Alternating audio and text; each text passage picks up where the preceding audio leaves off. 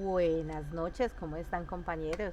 Hoy nos vamos a reunir para hablar sobre eh, el credo de Nicea y sobre El el, credo de Calcedonia. el concilio de Caicedonia. Entonces, Sí. vamos a contarles varias ideas que tenemos, que investigamos. Por ejemplo, en mi caso, pues nuestro libro base fue el libro de Justo González, Historia Nueva del Pensamiento Cristiano, que nos dio como las bases de investigación. Nos apoyamos también en otros libros. Yo les cuento que el credo de Nicea tiene un contexto histórico para que puedan hacerse una base de que veníamos de un imperio romano que venía persiguiendo al pueblo cristiano, luego por el edicto de Milán, vuelven una religión oficial, luego más tarde la vuelven con Constantino I, el emperador, una, la religión base y principal de toda la el imperio romano. Gracias a esto se buscaba unificar, pero se terminó dividiendo. Y esto causó una cantidad de herejías y de ideas diferentes. Por eso se hace el invita a los obispos para que hagan un concilio. El concilio inicia en el año 325 y de allí nace el credo de Nicea. El credo de Nicea viene a resolver varios problemas, especialmente con un obispo que se llamaba Arrio, que él decidió y tomó decir que Jesús no era divino, que no su naturaleza y una cantidad de ideas que comenzaron a dividir los cristianos. En este momento tuvimos varios personajes que mi compañero Nelson les va a contar. Bueno, queridos compañeros, dentro de esos personajes estuvo Constantino I, que fue el emperador que convocó a este concilio y para mantener sobre todo la paz en la religiosa de todos los creyentes. Arrio, pues ya como lo describió Diana, que fue el presbítero que defendía a Cristo, que Cristo era inferior al Padre. Bueno, Atanasio de Alejandría, que era el defensor de la divinidad de Cristo, y él fue un diácono. Ahí también está Teodosio I, que fue emperador de Oriente, y posteriormente del 392 fue emperador de los dos, de Oriente y Occidente. Y él fue el que hizo el supresismo al reinismo y al paganismo. San Gregorio de Niza tuvo un importante también, fue nacido alrededor del año 335 y fue un místico líder ortodoxo y fue el que hizo las disputas del siglo IV a partir de la doctrina de la Trinidad. Las doctrinas aprobadas pues, y rechazadas nos las va a escribir nuestra compañerita Diana. Bueno, yo les cuento que para que se enteren, las doctrinas aprobadas fueron precisamente en el concilio de Nicea y gracias al credo de Nicea que comenzó cada versículo, cada parte del credo desmiente una de las ideas de Arrio y de todos los demás herejes del momento. Entonces aprobó la divinidad de Cristo, nos dio una doctrina de fe, aprobó que el papel de Jesús en la creación, su naturaleza divina y la Trinidad. Mientras que desaprobaron totalmente las ideas de Arrio, excomulgándolo y quemando todos sus documentos. Pero entonces eso nos causó unas excelentes ideas y unas excelentes consecuencias que nos va a contar Nelson. Bueno, una de las principales consecuencias fue que en el concilio de Nicea tuvo que ver con la Pascua. Entonces algunos pues, creyentes de la época decían que como actualmente se celebra que son varios días.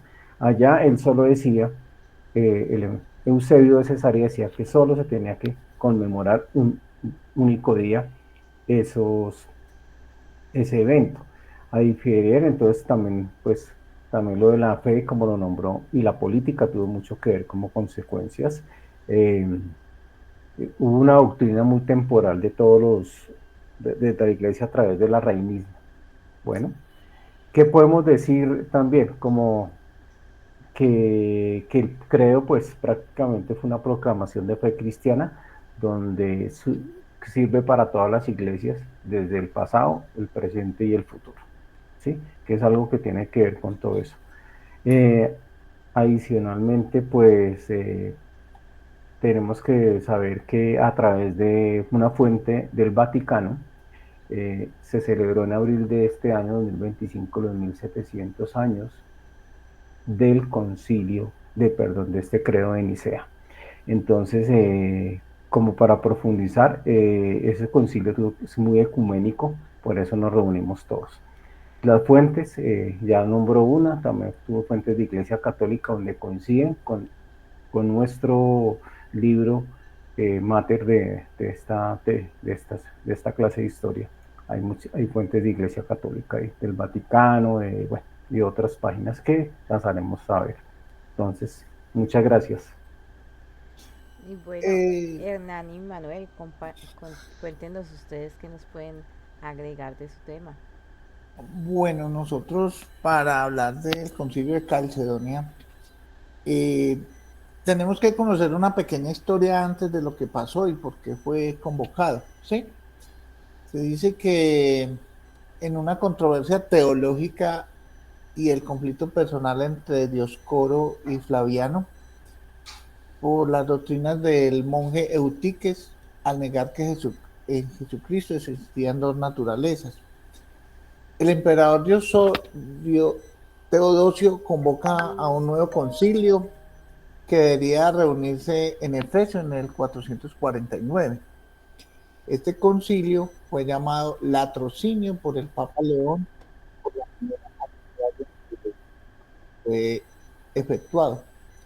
Dioscoro, que tuvo el poder de dirigirlo por orden del emperador, y así de esta manera no permitir hablar a ninguno de los que se oponían a las doctrinas de Eutiques.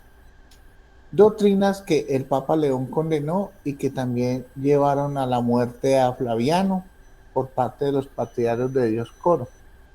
Las doctrinas de que en Cristo hay dos naturalezas, ese día fue condenada y rechazada, y para quien pensase lo contrario sería un pensamiento hereje.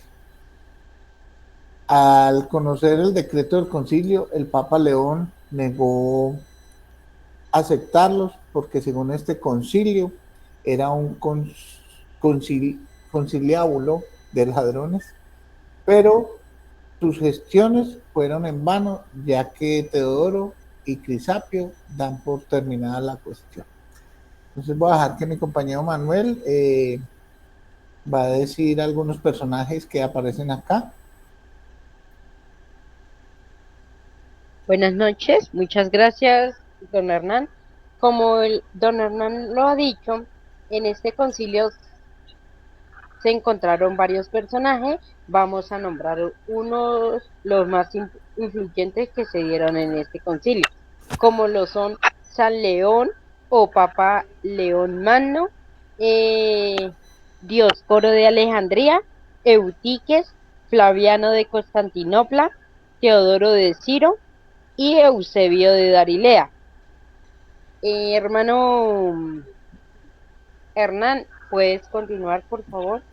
Bueno, sí, mira que increíblemente terminó gobernando Pulqueria, la hermana del emperador, el cual había muerto al caer de un caballo. Ella estaba de acuerdo con la posición del Papa León sobre lo del latrocinio, sobre todo lo que había pasado. Con su esposo Marciano se dedicó a deshacer lo que Teodosio y Crisapio y Dioscoro habían hecho. Convocaron a un gran concilio que debería reunirse en Nicea en el 451, pero por una serie de circunstancias se reunieron en Calcedonia. Entonces, lógicamente, allí se hubieron aprobaciones de cosas importantes como las dos naturalezas de Cristo, pero también fue rechazado por pues, se rechazaron ciertas circunstancias, o otras personas lo rechazaron, entonces mi hermano Manuel va a dar el final de esta situación. Bueno, las consecuencias que se dieron en este concilio fue la definición de la cristología y la organización eclesiástica. Muchísimas gracias por su atención. Bueno, hermanos, bastante interesantes nuestros temas. Nos despedimos por hoy. Muchas gracias. Chao. Chao. Adiós. Chao.